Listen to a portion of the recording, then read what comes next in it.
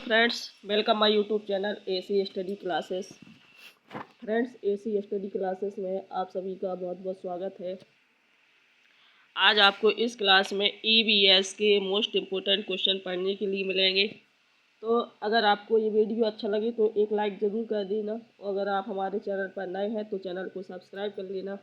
Question दिया है कि राष्ट्रीय पर्यावरण अभियांत्रिकी शोध संस्थान यानी नीरी, ये कहाँ स्थित है, बताना है। बेंगलोर में, हैदराबाद में, नागपुर में या फिर नई दिल्ली में। तो जो राष्ट्रीय पर्यावरण अभियांत्रिकी शोध संस्थान नीरी है, ये कहाँ स्थित है, तो ये नागपुर में स्थित है।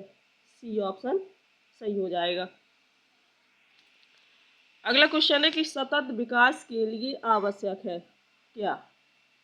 सतत विकास के लिए क्या आवश्यक है।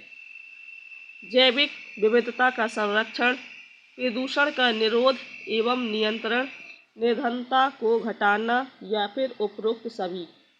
सतत विकास के लिए क्या आवश्यक है, इसका राइट आंसर क्या हो जाएगा, उपर्युक्त सभी। यानी सतत विकास के लिए जैविक विविधता का संरक्षण, प्रदूषण का निरोध एवं नियंत्रण, निर्धनता को घटाना, ये सभी क्या है, आवश्यक है। डी ऑप्शन सही हो जाएगा। अगला क्वेश्चन है कि वायु किस प्रकार का संगठक है। जो वायु है ये किस प्रकार का संगठक है। एक यौगिक है वायु, तत्व है, मिश्रण है या फिर विद्युत अपघट्ट है। तो फ्रेंड्स, अगर ये आवाज़ थोड़ी आपको आज क्लियर नहीं आ रही होगी क्योंकि मुझे फीवर है, सुबह से अभी दवा खाई है और जुकाम भी है, तो आप लोग मैनेज कर लेना। आज की क्वेश्चन है कि वायु किस प्रकार का संगठक है, यौगिक है, तत्व है, मिश्रण है, विद्युत अपघट्ट है। सुबह से फीवर था, दवा खाई है, लेकिन फिर भी आपके लिए मैं वीडियो बना रही हूँ क्योंकि आप लोगों का जो एग्ज़ाम है वो बहुत नज़दीक आ रहा है। तो लेकिन आपको अगर ये वीडियो थोड़ा सा भी अच्छा लगे तो एक लाइक ज़रूर कर देना। वायु किस प्रकार का संगठक है, बताना है आंसर। आंसर क्या हो जाएगा, सी ऑप्शन सही हो जाएगा। जो वायु है ये एक मिश्रण है। क्या है, मिश्रण। सी ऑप्शन सही हो जाएगा। अगला क्वेश्चन है कि इको मार्क उन भारतीय उत्पादों को दिया जाता है जो। इको मार्क उन भारतीय उत्पादों को दिया जाता है किसको, जो शुद्ध एवं मिलावट रहित हो, प्रोटीन समृद्ध हो, पर्यावरण के प्रति मैत्रीपूर्ण हो या फिर आर्थिक दृष्टि से व्यवहार हो। इको मार्क किसको दिया जाता है, आंसर क्या हो जाएगा सही, इसमें सी ऑप्शन सही हो जाएगा। जो पर्यावरण के प्रति क्या हो, मैत्रीपूर्ण हो। इको मार्क उनको दिया जाता है, उन भारतीय उत्पादों को दिया जाता है जो पर्यावरण के प्रति क्या हो, मैत्रीपूर्ण हो। अगला क्वेश्चन है कि धारणीय कृषि का अर्थ क्या है। सस्टेन एग्रीकल्चर, इसका अर्थ बताना है। धारणीय कृषि का अर्थ आत्मनिर्भरता, भूमि व्यापार संगठन के मानकों के अंतर्गत कृषि निर्यात व आयात कर सकना, या फिर भूमि का इस प्रकार प्रयोग कि उसकी गुणवत्ता अक्षुण्ण बनी रहे, या फिर कृषि प्रयोग हेतु अप्रयुक्त भूमि को प्रयोग में लाना। आंसर हो जाएगा सी ऑप्शन, भूमि का इस प्रकार प्रयोग कि उसकी गुणवत्ता अक्षुण्ण बनी रहे। ये धारणीय कृषि का क्या है, अर्थ है। सी ऑप्शन सही हो जाएगा। अगला क्वेश्चन है कि निम्नलिखित में से कौन सा एक पारिस्थितिकी तंत्र पृथ्वी के सबसे अधिक क्षेत्र पर क्या है, फैला हुआ है। कौन सा एक पारिस्थितिकी तंत्र है जो पृथ्वी की सबसे अधिक क्षेत्र पर फैला हुआ है। मरुस्थलीय, घास के मैदान, पर्वतीय या फिर सामुद्रिक। आंसर क्या हो जाएगा इसका, डी हो जाएगा, सामुद्रिक। जो सामुद्रिक पारिस्थितिकी तंत्र है ये पृथ्वी के सबसे अधिक क्षेत्र पर क्या है, फैला हुआ है। अगला क्वेश्चन है कि एक घास स्थलीय पारिस्थितिकी तंत्र की खाद्य श्रृंखला में विभिन्न घटकों का जो सही क्रम है वो क्या है।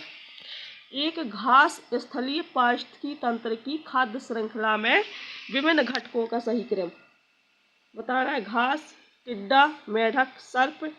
घास, टिड्डा, सर्प, मेढक। टिड्डा, मेढक, घास, सर्प, या फिर टिड्डा, सर्प, मेढक, घास। आंसर क्या हो जाएगा? ई ऑप्शन, घास, टिड्डा, मेढक और सर्प। ई ऑप्शन सही हो जाएगा। ये क्या है? पारिस्थितिकी तंत्र की खाद्य श्रृंखला में ये घटकों का क्या है? सही क्रम है। अगला क्वेश्चन है कि निम्नलिखित वृक्षों में से कौन सा वृक्ष पर्यावरणीय संकट माना जाता है? पर्यावरण के लिए संकट माना जाता है कौन सा वृक्ष? बबूल, अमलतास, नीम या फिर यूकेलिप्टस। आंसर क्या हो जाएगा? डी ऑप्शन, जो यूकेलिप्टस है ये पर्यावरण के लिए संकट माना जाता है। डी ऑप्शन सही हो जाएगा। अगला क्वेश्चन है कि जैव विविधता की नाश का कारण क्या है? जैव विविधता की नाश का कारण जीवों के प्राकृतिक आवास की कमी, पर्यावरणीय प्रदूषण, वनों का नाश, उपर्युक्त सभी। जैव विविधता की नाश का कारण आंसर हो जाएगा उपर्युक्त सभी। डी ऑप्शन सही हो जाएगा। अगला क्वेश्चन है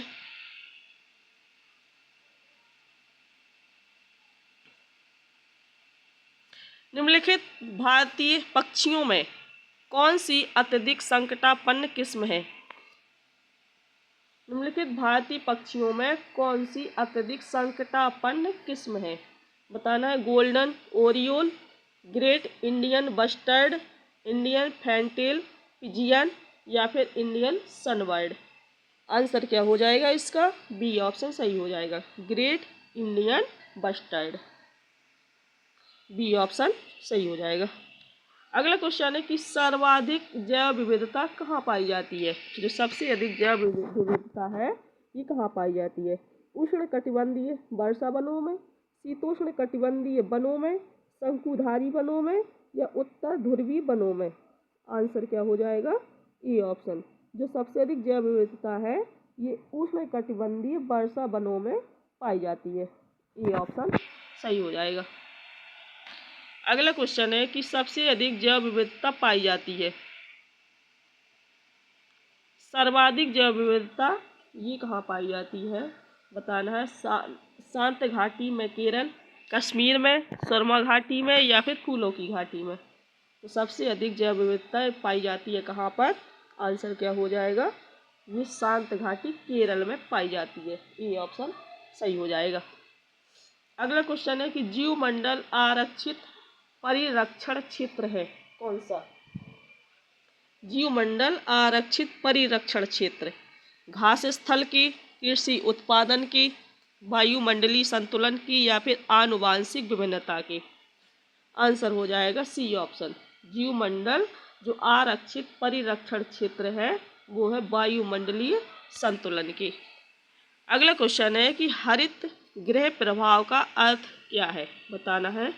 हरित गृह प्रभाव का अर्थ वायुमंडल में ग्रीन हाउस गैसों के घनीकरण के कारण वायुमंडल के तापमान का बढ़ना या फिर बढ़े हुए तापमान में सब्जियों एवं फूलों का उत्पादन, शीशे के मकानों में खाद्य फसलों का उत्पादन या उपर्युक्त में से कोई नहीं।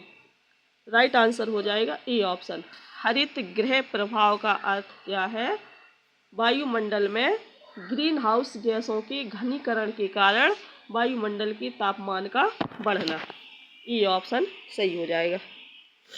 अगला क्वेश्चन है कि निम्नलिखित में कौन सी हरित गृह गैस नहीं है? कौन सी हरित गृह गैस नहीं है?